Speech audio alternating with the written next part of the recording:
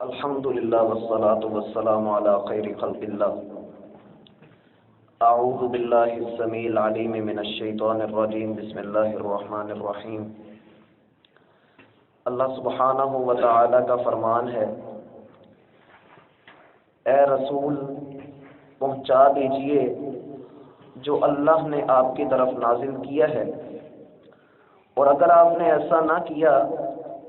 تو آپ نے نہیں پہنچایا اس کا پیغام، اور اللہ لوگوں سے آپ کی حفاظت کرے گا۔ بلا شبہ وہ کافروں کو ہدایت نہیں دیتا۔ ہم پچھلے 2 رکوعوں میں اس بات کا مشاہدہ کر چکے ہیں کہ اللہ سبحانہ و تعالی نے یہود کے ساتھ ہمیں کیسا رویہ رکھنے کا حکم دیا ہے۔ یہود ہی نہیں، ہر وہ بندہ جو میرے نظریہ حیات کے خلاف ہے، میری اس کے ساتھ کسی بھی قسم کی دلی دوستی ہرگز نہیں ہونی چاہیے، کیونکہ اس نظریہ حیات کے پیچھے جس قدرت نے ہم سب کو ایک قوت عطا فرمائی ہے، اس کا نام رب رحمان ہے، اور جو قوت ہمیں عطا فرمائی گئی ہے وہ ایمان ہے۔ ایمان کی بدولت ہم اللہ کی پہچان بھی حاصل کرتے ہیں، اور اللہ کی پہچان حاصل کرنے کے علاوہ ہمیں اللہ رب العزت کی رحمتیں اور برکتیں بھی اس وقت مل جاتی ہیں جب ہم گناہ سے بچنا شروع کرتے ہیں اور اللہ کی ناراضگی سے بھی ڈر جاتے ہیں۔ اور جب اللہ کی ناراضگی کا ڈر ہمارے دلوں میں راسخ ہو جاتا ہے تو ہم اس بات کو دیکھتے ہیں کہ رزق کی فراوانیاں ہیں، تھوڑے میں بھی اللہ رب العزت نے برکتیں رکھی ہوئی ہیں۔ ان ساری قوتوں کے پیچھے ایک ایمانی قوت کام کرتی ہے جس کو ہم دین کا نام دیتے ہیں۔ اس دین کی حفاظت کے لیے اللہ سبحانہ و تعالی نے آدم علیہ السلام سے لے کر محمد کریم علیہ السلام تک ایک سلسلہ چلایا، جس میں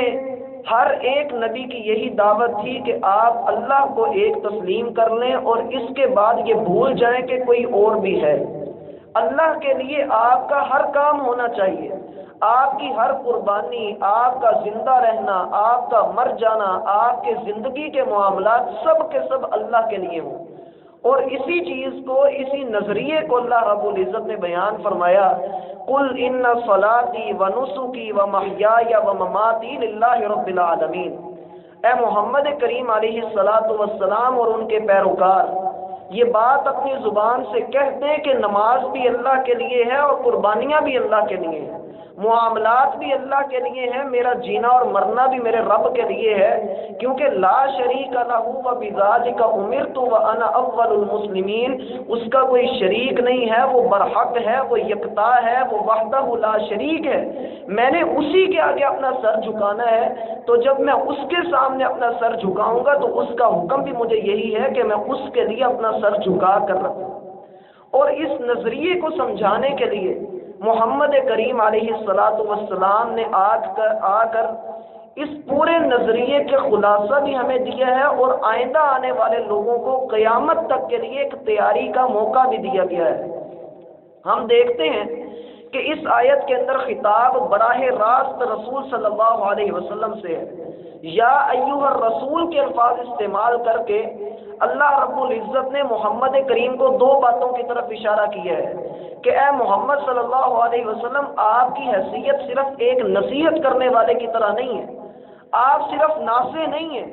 کہ آپ کسی بھی شخص کو نصیحات کا پلندہ پکڑا دیں، اور نہ ہی آپ صرف مصلح ہیں کہ آپ نے صرف اور صرف لوگوں کی اصلاح کرنی ہے، لوگوں کو درس و دروس اور تدریس کا سلسلہ دینا ہے، ہرگز نہیں۔ آپ اللہ کے رسول بھی ہیں، اور رسول کی جو استنادی حیثیت ہوتی ہے، رسول کا جو مقام اور مرتبہ اللہ رب العزت نے رکھا ہوا ہے، وہ یہ ہے کہ اس کا ہر عمل، اس کی ہر بات، اس کا ہر قول لوگوں کے لیے ایک بنیادی حیثیت رکھتا ہے۔ اور جب آپ کی یہ حیثیت لوگوں کے سامنے واضح کر دی گئی ہے اور لوگوں کو اس بات پر متنبہ کر دیا گیا ہے اور لوگوں کو یہ کہا گیا ہے کہ من یطع الرسول فقد اطاع اللہ،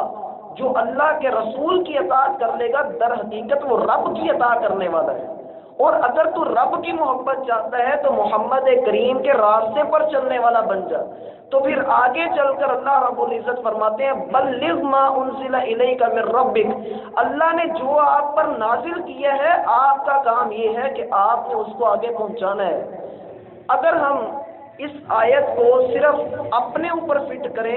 اگر اس کو عموم کے طور پہ دیکھا جائے تو یہ عام حالات میں بھی ہمارے اوپر، آپ پر اور میرے اوپر یہ سابق آتی ہے۔ اس میں دیکھیں کہ اللہ نے ہمیں بھی مخاطب کیا ہے، یا ایھا الرسول، ہم بھی اللہ کے رسول ہیں، لیکن کیسے رسول ہیں کہ اللہ رب العزت نے ہمارے اوپر نبی کے بعد یہ کوہ گراں ہمارے اوپر رکھا ہے کہ نبی کی باتوں کا پیغام، اللہ کا پیغام، دین کی تعلیمات لوگوں تک پہنچانا یہ میرا اور آپ کا کام ہے۔ بلغ ما انزل الیک من ربک، رب نے جو نازل کر دیا ہے اس کو دوسروں تک پہنچانا، دوسرے کے کان میں ڈال دینا، یہ میرا اور آپ کا کام ہے۔ اور جو یہ بات ہم نے کی کہ رسول کا عمل، رسول کی بات، کسی عالم کی بات اور کسی مولوی کی بات، کسی پیر فقیر ولی کی بات لوگوں کے لیے ایک سند کی حیثیت رکھتی ہے۔ اور وہ کیسی سند ہوتی ہے؟ لوگ دلیل بناتے ہیں، فلاں حافظ صاحب نے اس طرح کیا تھا اس لیے ہم اس طرح کرتے ہیں، فلاں نے اس طرح کیا تھا تو ہم اس طرح کرتے ہیں۔ اور اللہ رب العزت نے محمد کریم علیہ السلام کو اس حیثیت سے منوایا بھی تھا اور جتوایا بھی تھا۔ کس طرح سے؟ مکہ کے اندر یہ رواج تھا کہ منہ بولا بیٹا وہ حقیقی بیٹے کے برابر سمجھا جاتا تھا۔ زید بن حارثہ اغوا ہو کر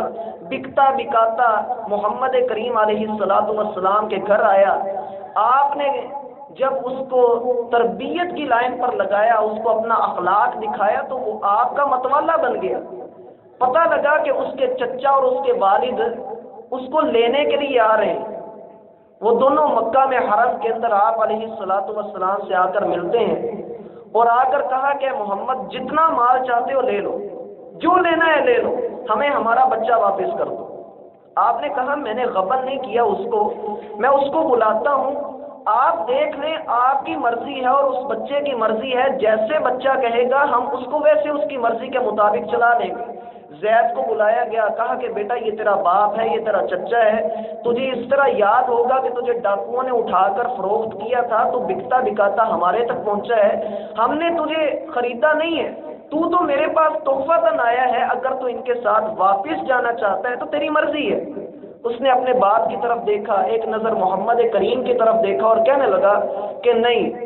میں اسی جگہ پر رہنا پسند کروں گا، آپ جیسے 1000 باپ بھی ہوں تو قربان، جیسی تربیت اس نے میری کی ہے اور جیسا رویہ اس کا میرے ساتھ ہے، میں کسی اور کے ساتھ نہیں جانا چاہتا، اور میں آپ کو گارنٹی دیتا ہوں کہ یہ مجھے کبھی نقصان نہیں پہنچنے دے گا۔ آپ نے اس وقت اس کا ہاتھ پکڑا اور کہا لوگو سن لو کہ آج کے بعد یہ زید بن حارثہ نہیں، زید بن محمد ہے، یہ میرا بیٹا ہے۔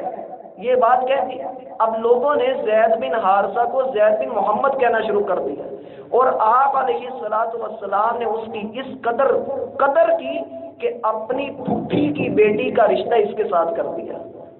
غلام تھا لیکن قریشی خاندان کی عورت جو اس وقت کی سب سے ہائی کلاس کی جو خاندان تھا وہ سمجھا جاتا تھا، وہاں سے اس عورت کا رشتہ لے کر اس کے ساتھ کر دیا۔ اللہ نے ایک جڑ کو ختم کرنا تھا، ایک برائی کو ختم کرنا تھا۔ بتانے کا مقصد یہ ہے کہ دیکھیے گا کہ رسول کی حیثیت اگر استنادی ہے، اگر رسول کا عمل ہمارے لیے سند کی حیثیت رکھتا ہے تو اللہ رب العزت کیسے جڑوں کو ختم کرواتے ہیں جو اخلاقی بیماریاں لوگوں کے اندر پیدا ہوئی ہیں۔ اب یہ منہ بولا بیٹا تھا، حقیقی بیٹا نہیں تھا۔ اللہ کا کرنا ایسا ہوا کہ زینب اور زید کے درمیان بن نہیں سکی، طلاق ہو گئی۔ اب عربوں کے ہاں رواج تھا کہ حقیقی بیٹا ہو یا منہ بولا بیٹا ہو، اپنی بہو کے ساتھ اگر کوئی شخص نکاح کرتا ہے تو پھر تو اس سے ذلیل شخص ہی کوئی نہیں سمجھا جاتا۔ اللہ رب العزت نے اس چیز کو ختم کرنا تھا۔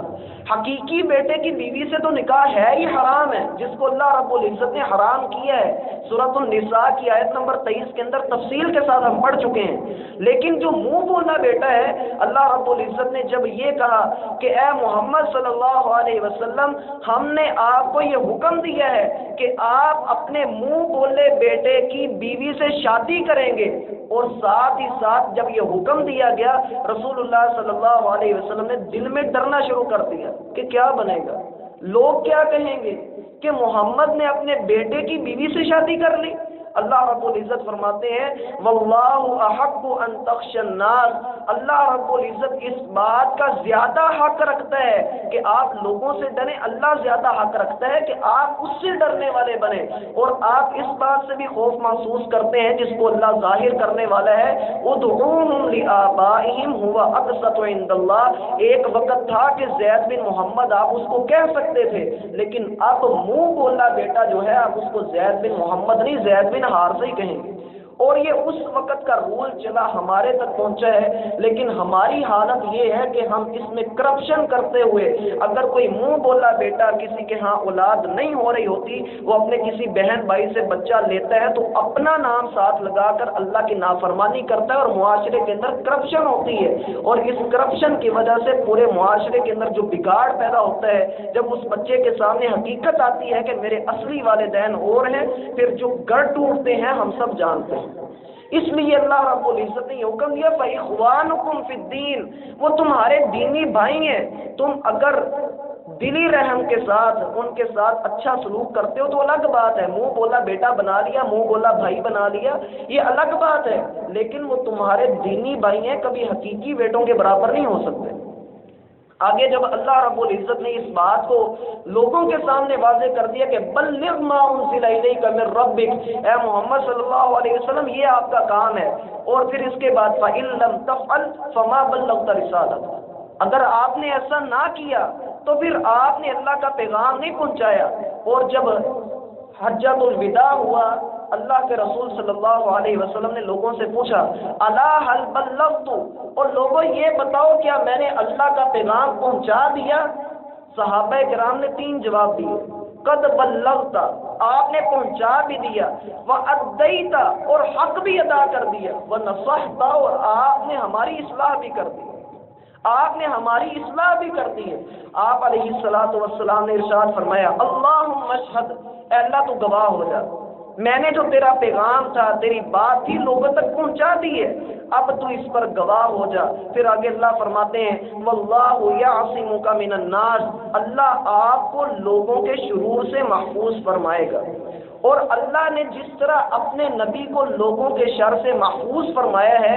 آج کی اس ملاقات میں ہم اس حوالے سے تقریباً 16 واقعات کو دیکھیں گے کہ کیسے اللہ رب العزت نے اپنے رسول کو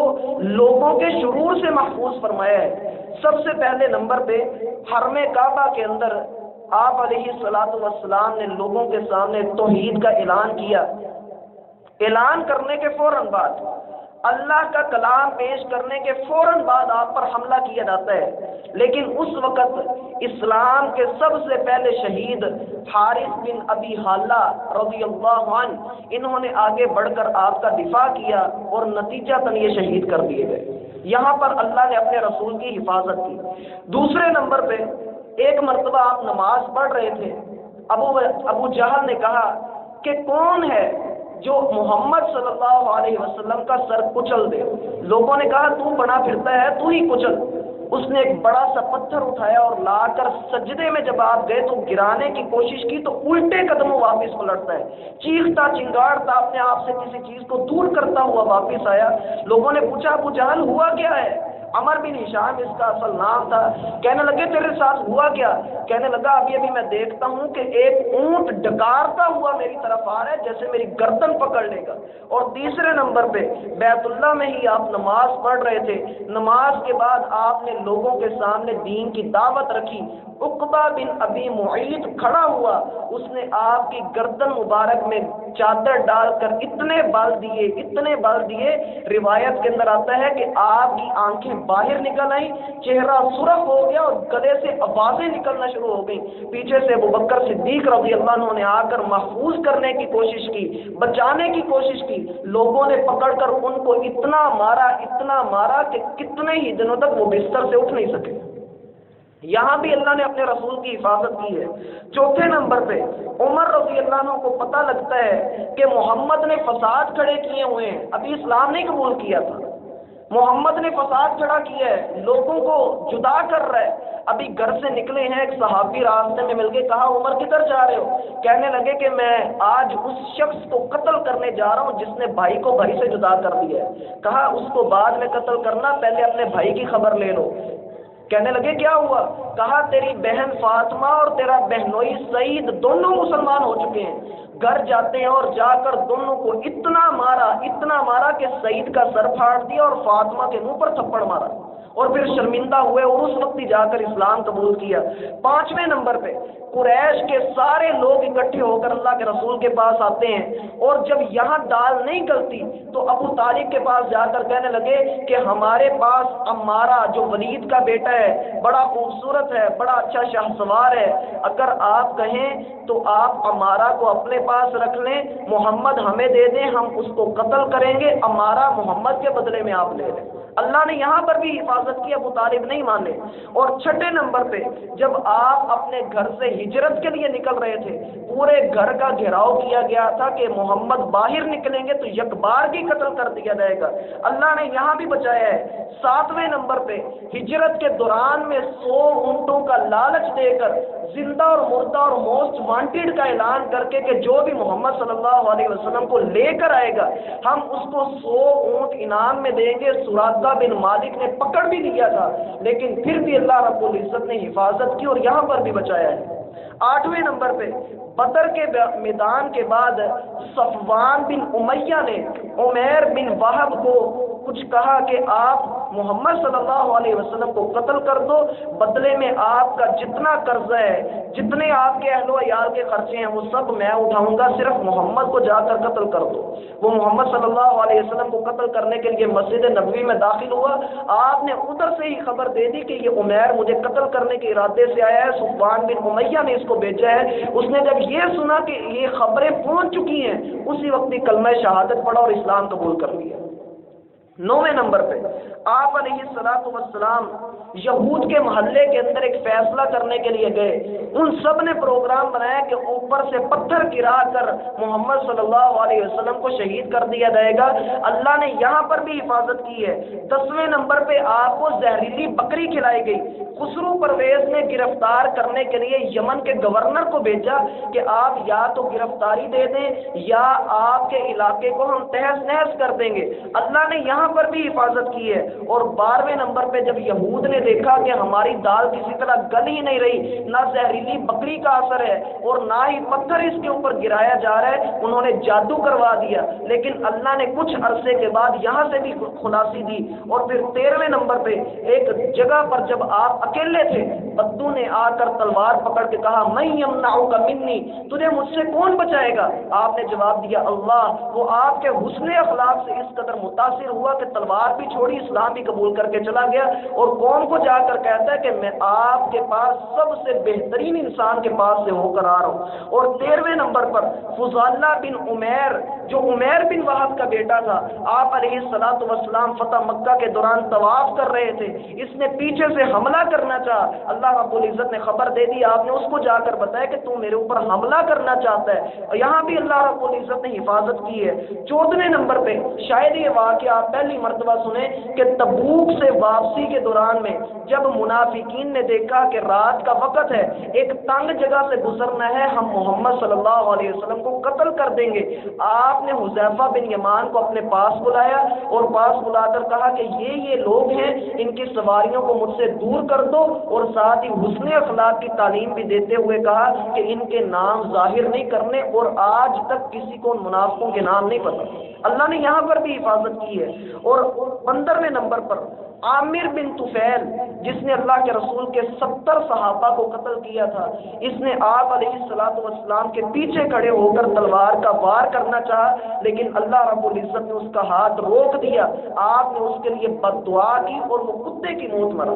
یہ 15 واقعات یا 16 واقعات ہمیں یہ بتاتے ہیں کہ اگر ہم دین کی دعوت کے لیے نکلیں گے تو اللہ ہماری حفاظت بھی کرے گا، وہ 313 کو 1000 کے اوپر غالب کرے گا، شرط یہ ہے کہ ہم نکلنے والے والے بنے، اللہ کا پیغام پہنچانے والے بنے۔ ان اللہ لا یہدی القوم الکافرین، اللہ کافر قوم کو کبھی ہدایت نہیں دیا کرتا۔ ہم لوگ اگر کفر کے راستے کے اوپر چل پڑے تو یقین کیجئے ہمارا نہ سر رہے گا، نہ پیر رہے گا، نہ ہمارا نام و نشان باقی رہے گا، اور یہ دین یہ پھر بھی پھیل ہی جانا ہے۔ تو ہمیں اس کے لیے تھوڑی کوشش کرنی ہے۔ اللہ ہم سب کا حامی و ناصر ہو۔ یا ایھا الرسول، اے رسول، بلغ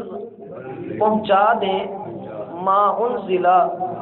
جو نازل کیا گیا ہے، الیک آپ کی طرف، من ربک آپ کے رب کی طرف سے، وَإِن لَّمْ اور اگر تفعل نہ آپ نے ایسا کیا،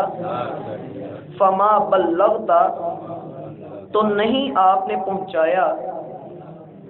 رسالتہ اس کا پیغام، واللہ اور اللہ، یعصمک کا آپ کی حفاظت کرے گا، من الناس لوگوں سے، ان اللہ بے شک اللہ تعالی لا یہدی نہیں ہدایت دیتا، القوم الکافرین کافر لوگوں کو۔ سبحانک اللہم